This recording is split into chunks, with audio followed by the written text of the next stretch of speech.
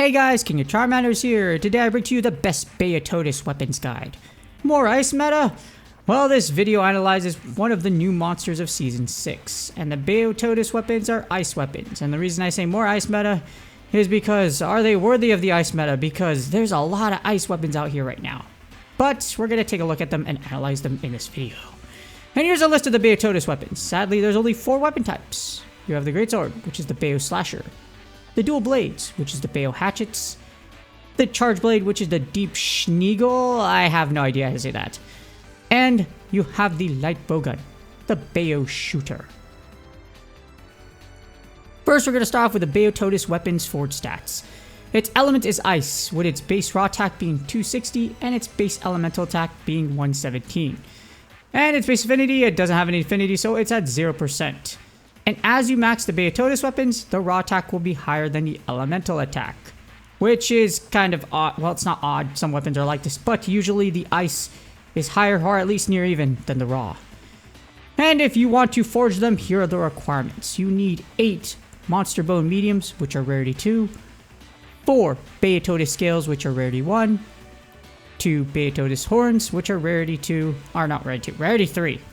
And what I meant by saying 2 is that you need 2 Beotodus Prime Scales, which are rarity 4. And last but not least, you need 900 Zenny. And if you max out the Beotodus weapons at grade 10.5, here are its stats. Its element stays as ice, of course, with its max raw attack being 1,549. And its max elemental attack being 1,131. The max affinity, of course, being 0%, since it doesn't have one.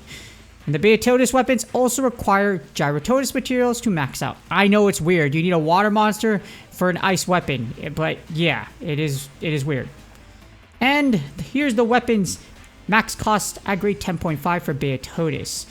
The Beotodus weapons use Wyvern Gem Shards. In addition, you will need 25 weapon refining parts and 427,100 Zenny. I don't know why it's like that. That's an odd number, but okay. And for personal experience, if you're doubling your rarity 6 materials, unless you already have the Wyvern Gem Shards, this can take you about 500 plus Beotodus or less if you're lucky, as someone with 4 maxed Wyvern Gem Shard weapons. Yes, I have 4 of them, unlike a lot of other people. And yeah, it's a lot of resources, as you see right here. Moving on, we move on to the data. This is the stuff you need to know. If you can read this and you know what it's talking about, you are a very advanced player. If you can't, you should probably study. So here's the ice monster melee types damage comparison. As we take a look at the top ice monsters types as of Season 6. And as we see per the data, Kushala Daora is the strongest. And Beotodus floats at the bottom. I know it's barely strong, like it just barely edges out or barely weak to Bariath, but the reason why Bariath wins is because it has affinity, and affinity will actually make the weapon stronger as the values go higher. So yes, Beotodus is the weakest, in a sense, as far as overall value. But this is to be expected, since Beotodus isn't a boss monster or Elder Dragon, it's expected to be weaker. If you look at that values chart, yeah, Kushala Daora doesn't have a high elemental attack, however, that's a ridiculously high raw stat. So it still does a lot of work in comparison to what Beotodus would have to offer. In addition, we also have 1 ranged weapon, so here is the ice monster types light bowgun damage comparison. So here's all the top ice monster light bowgun types as of Season 6, and as we see for the data, Bariath is the strongest, and this assumes perfect play. This is only because of spread ammo, and again, perfect play. Anything with a spread or shotgun is going to do a ridiculous amount of damage if you play perfectly. That's why it's above the rest right here. Otherwise, Kushala Daora, with all scenarios taken into account, it would be the strongest. But we're not here to talk about them. We are here to talk about Beotodus, and unfortunately, as you see here, it absolutely sucks. Water sucks. Well, not water sucks. If you watch that movie, you are absolutely incredible because it's hilarious. And unfortunately, in this scenario, it's not water that sucks. It's ice that sucks because Beotodus is still at the bottom. As you see there, unfortunately, even if you do put recoil down and reload speed 3, it's still really bad because it's at the bottom. Well, for good reasons. And that reason is actually because of its ammo type. Here is the Beotodus ranged weapon type ammo comparison. So as you see, we only have the Beotodus light bowgun, so we're only going to look at its ammo, and yeah, it's the only one. And It's a clear indicator of why it's so bad. It's not terrible, but being able to go to straight into sticky ammo to stun isn't bad. That's the only thing about it. Unfortunately, this means it really lacks DPS, as it doesn't have spread or pierce ammo. If you notice a lot of weapons out there that do have a high damage, it's because they have pierce or spread. That's why they do a ton of damage. And unfortunately, if you put freeze ammo in here and then you slap on sticky ammo, it's just not it. And it pretty much makes Beotodus more of a support weapon because you're going to be able to get the sticky ammo quickly, and if you can even aim at its head accurately to stun it. That's pretty much the use of the Beotodus weapons, and yeah, it's very weird. Speaking of weird, here we have Beotodus' weapon skill. It gives Valor level 1 at grade 8 as its equipment skill. This is actually very powerful for endgame monsters, so it could have some worth in the endgame. However, the only reason it works well with Beotodus is because its raw attack is higher than its elemental attack stats.